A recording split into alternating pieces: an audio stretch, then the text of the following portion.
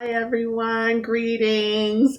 Rajee Narinesingh here, transgender activist, author, spiritualist, actress, show host of two online shows, and reality TV personality from the reality TV show Botched on the E Network. So I'm coming to you from my very humble home here in South Florida, USA, and you like my black, yellow, and white top?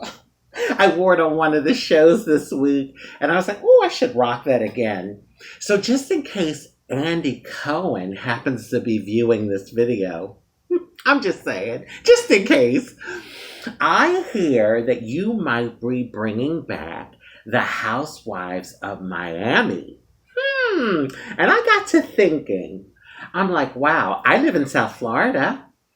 I'd make a good transgender friend to the show. Or, okay, listen, if I couldn't be friend, maybe transgender acquaintance to the show.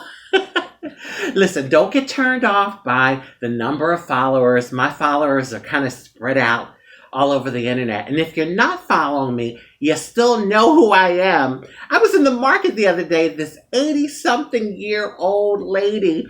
She looks at me, she's like, I know who you are. And I kind of look at her and smile, and then I'm thinking, wow, Okay, so maybe 70% of the population know who I am. Yeah. All you have to say is, remember the transgender activist woman from Miami who got the semen injections? They're going to be like, oh, yeah, I remember her. So I've done some reality TV. I've been on 3 seasons of Botched on the E Network. I've been on I Am Jazz on TLC. I thought, why not?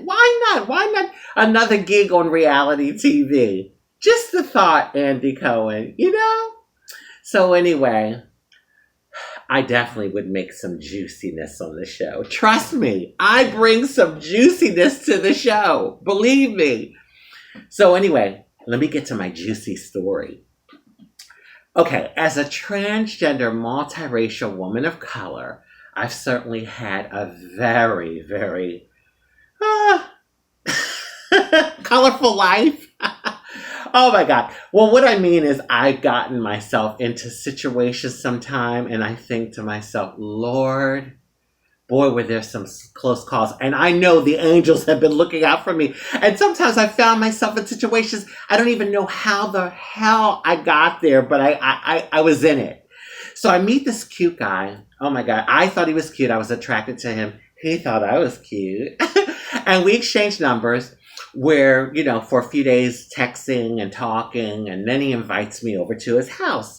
So I'm like, well, why don't you come to my place? And he's like, well, my car broke down. And so I'm like, well, do you live alone? So he's like, no. Now, you know how a lot of guys that date us trans women, they do it on the DL, the down low. And we're usually the secret. So I was like concerned about that. So he's like, well, I stay with a buddy of mine. We're like roommates. And I said, well, does your buddy know that you like special girls? And he's like, no, but he'll be at work. It's cool. I'm like, are you sure? Are you sure? He's like, yeah. I'm like, okay, this isn't like Hawaii or somewhere in the world where people are a little more open to trans people. Polynesian men.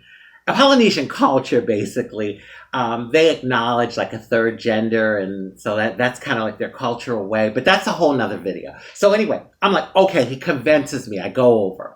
So he has me park on the side street next to his apartment, and actually it was like a duplex situation. Thank God I parked where I parked, because, well, I'll get to what happened. You all will be saying, thank God I did that too. I walk in, and I'm looking around, and I'm like, this does not seem like a bachelor pad to me. And I look at him like, are you sure you live here with your buddy? I was picking up like feminine essence, like there's a woman that lives here. He's like, no, it's cool, I do. And anyway, we're alone, it's cool. I'm like, all right. So I sit down, we're in the living room, and one thing leads to another, and then we get to his bedroom. Before I know it, honey, all my clothes were off. He was completely naked. We're in the bed, and we're doing the do. We're busy. We're getting busy. So in the middle of it, he hears a noise. Well, I heard the noise too, and he stops. And I'm looking at him, and he starts up again, getting into it, and then he hears footsteps, and I heard the footsteps too. And I'm looking at him like, what? And he's like, oh shit, my wife. I'm like, your wife? What? I jump up, I put on my dress real quick. I'm grabbing my stuff. He's like, baby, I'm sorry. You got to go out the window. Thank God it was the first floor. He opens the window. I go out. He helps me out. That was such a gentlemanly thing to do, right?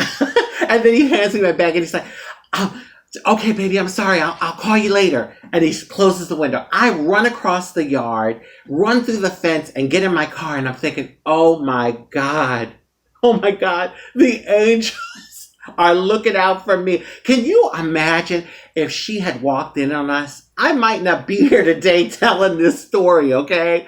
Oh, the things I've gotten myself into. And recently I thought about that incident, and I was like, there's certain incidences that I've gone through that I just can't forget. That's a real memorable one. And I just thought I'd share it with you all. Oh, the crazy life of Rajee Narinesingh. It's certainly been a journey. Anyway, I'm trying to be calm and, a little more laid back now. Trying to. On that note, I want to wish everyone love, happiness, peace, good health, prosperity, many blessings, and a serendipitous 2021.